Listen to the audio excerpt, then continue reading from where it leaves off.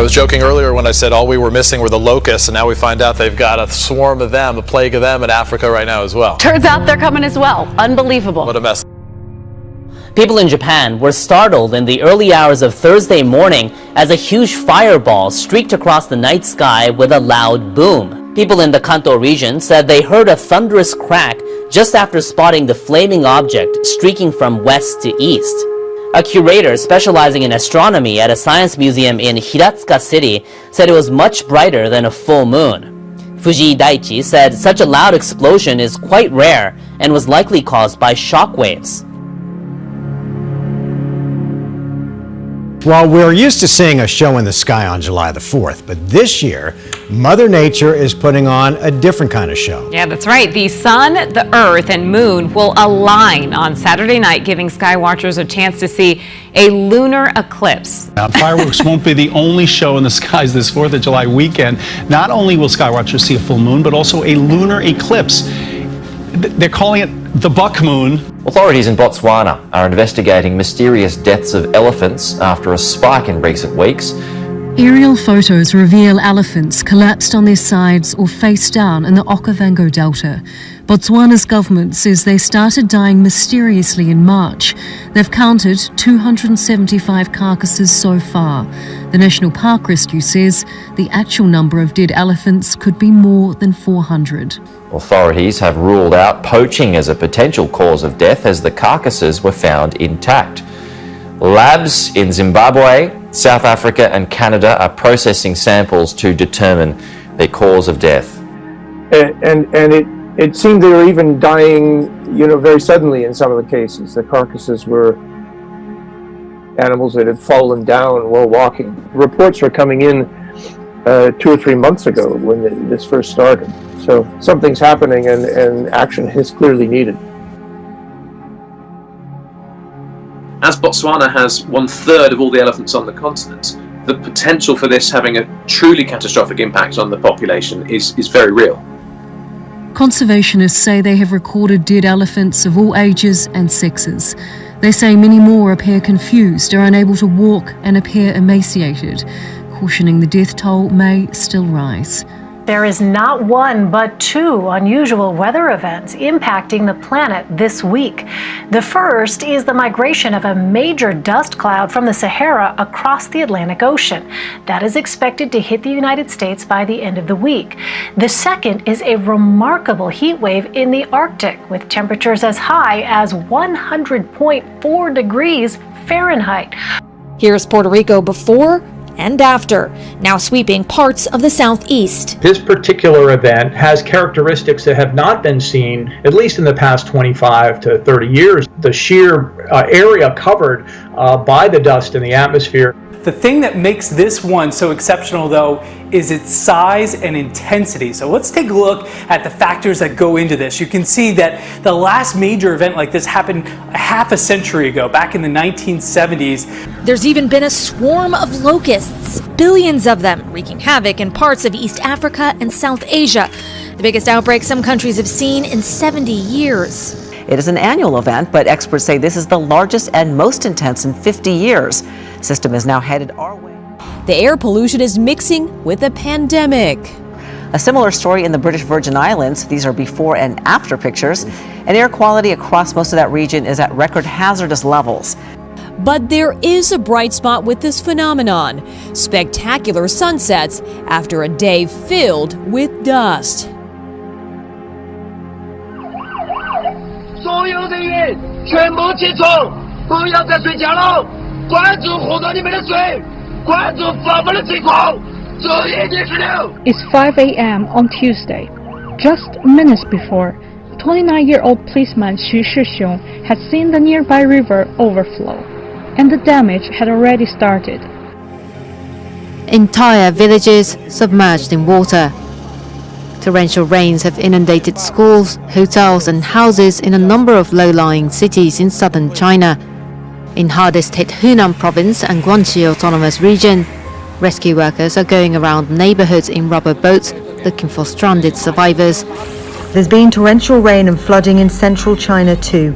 In Hubei province, towns are submerged in meters of polluted floodwater. It's been 3 days since the deluge that destroyed this village in the Chinese province of Sichuan. Emergency workers arrived to help search for the missing. 所以说这个今年的这个防汛形势应该说很严峻。 The rainy season runs from June to August, but this year, nationwide rainfall has been 6% higher than average, and more are expected. Breaking news, a surging high tide sends waves rushing into neighborhoods in Newport Beach.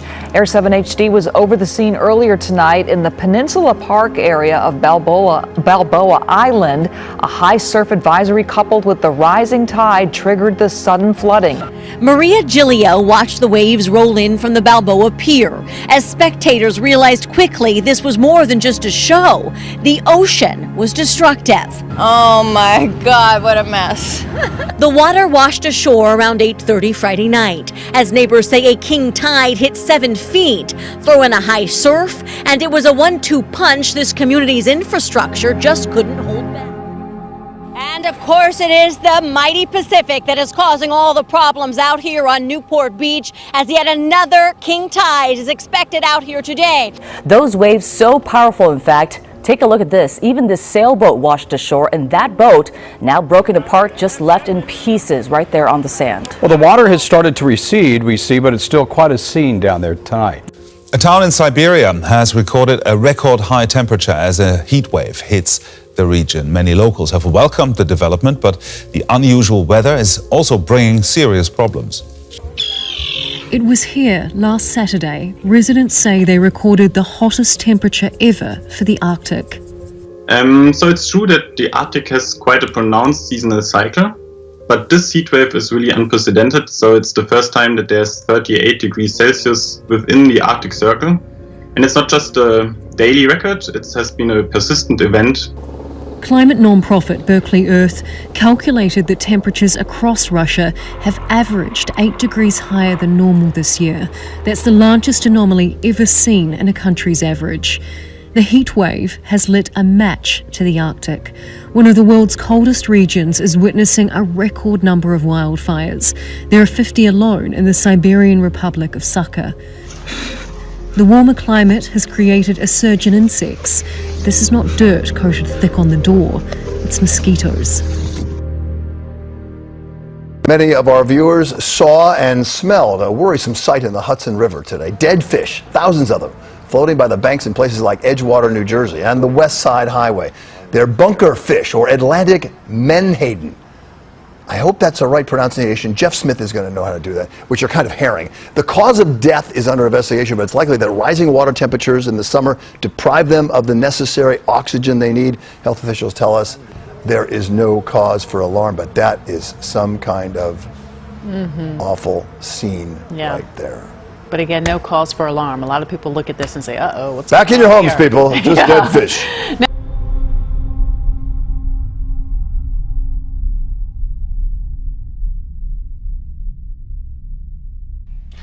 Humanity has faced two monumental questions since we first stood on 2 feet. Why are we here, and are we alone in the universe? Well, we may actually be closer to answering the latter. A study out of the UK is fueling theories that there are 36 intelligent alien races in just our galaxy alone.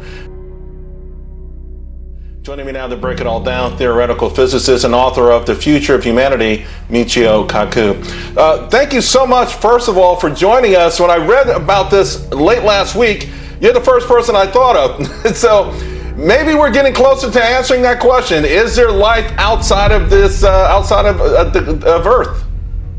Well, that's the greatest existential question of all time. Are we alone in the universe? Let's do a science experiment. Go outside tonight, look up, see the Milky Way galaxy. You are now staring at 100 billion stars in our backyard, the Milky Way galaxy, and then make a ballpark estimate. How many of those stars have planets? How many of those planets have oceans? How many of those oceans have fish and aquatic life? How many of them have intelligent life? And so this is called Drake's equation, trying to get a ballpark estimate of how many civilizations there are in the galaxy. And that's where they came up with the number 36. They took a bare bones, stripped down Drake's equation to get that number. It's a fascinating number, and it's encouraging. I guess the question, though, is will they reveal themselves? Why haven't they revealed themselves? And well, I think that one day they may actually land on the White House lawn and announce their existence.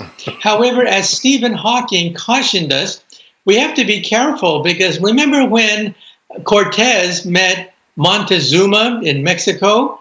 Cortez had steel, he had gunpowder, he had the horse, he had the written language, and the Aztecs had none of those. And within just a matter of a few months, the Aztec civilization collapsed. So let's hope that they are peaceful. I think they are, but let's hope they are peaceful when they land on the White House lawn. well, it's wonderful to be alive at this time to see all of that.